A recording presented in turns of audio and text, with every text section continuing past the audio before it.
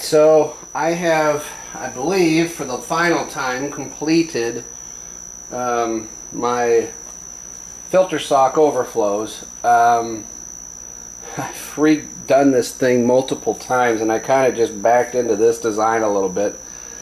The way it works is the tank, this will sit in the corner, and the side wall of the tank will be, or the sump will be here, and then another wall will be here. So this is all going to glue into the sump.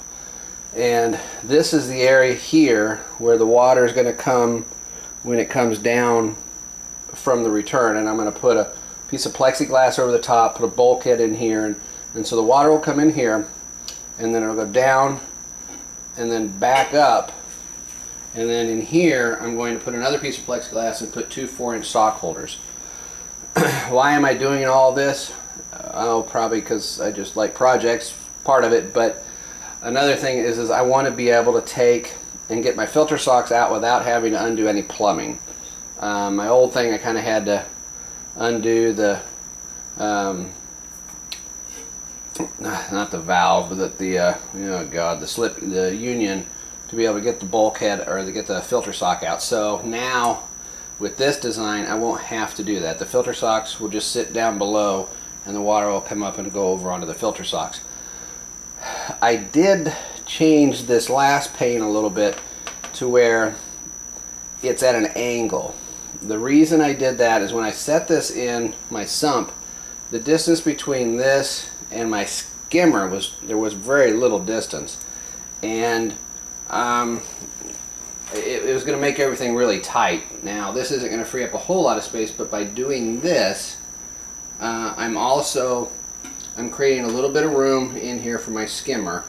And so what will happen is the water will come in here and then come out, and then the skimmer intake will be right here. So it's going to take up most of the water that would come through the overflow. Another thing that I did in the design, if you notice this high point here, if there's an overflow, if the filter socks were to get too full, the water will come up and they will overflow here so that it won't back up.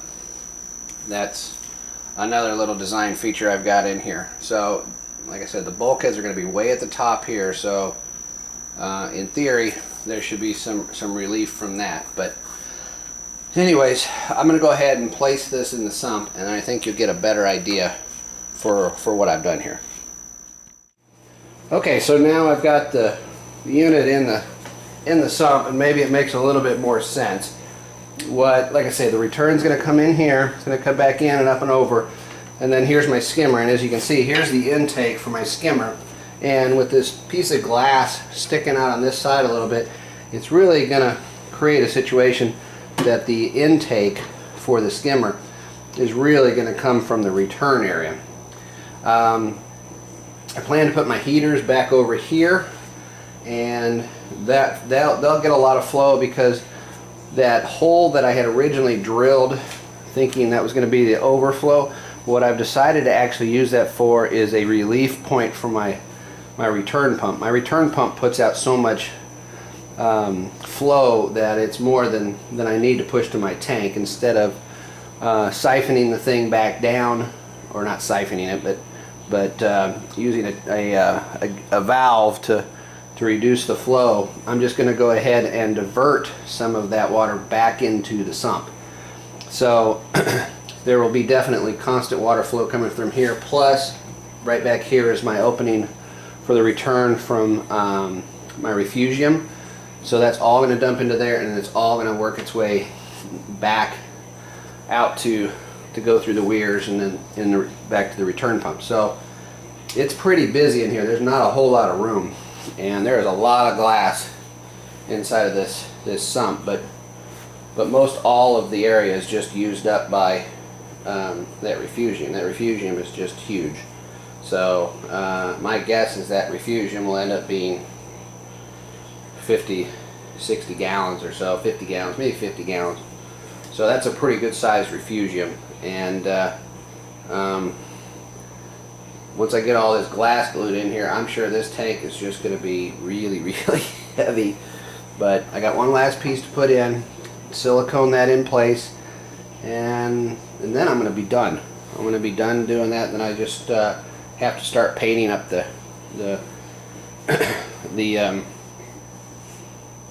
sump. One of the things I also had decided to do, since I'm going to use that as a relief from the pump, I'm going to drill another hole in the side of the tank and use that as my emergency overflow. And I also want to plumb in the overflow from my skimmer into that, so that since I've got the self-cleaning head, that it will just flush right down the drain when it cleans. So that's where I'm at. That's the plan. Like I said, it's getting pretty busy in there, but I like what it's doing, and we'll see what it looks like once I get this all glued together and paint it up. So that's it for now. I just wanted to say before I let y'all go on this one, I just wanted to say thank you for all of my new subscribers. I've gone past 75 subscribers. I think that's great. I know there are a lot of channels out there that have a lot more subscribers, but I'm very thankful for the ones that I have. I hope you're learning something from my channel and maybe getting some ideas of your own, or and like I've always said, I'm always interested to hear what people have to say, what their thoughts are about what I'm doing, and I'm always open to suggestions. So please go ahead and rate and subscribe to my channel if you find the information helpful, and I will see you on the next video. Thanks again. This is Jayhawk Scott signing out.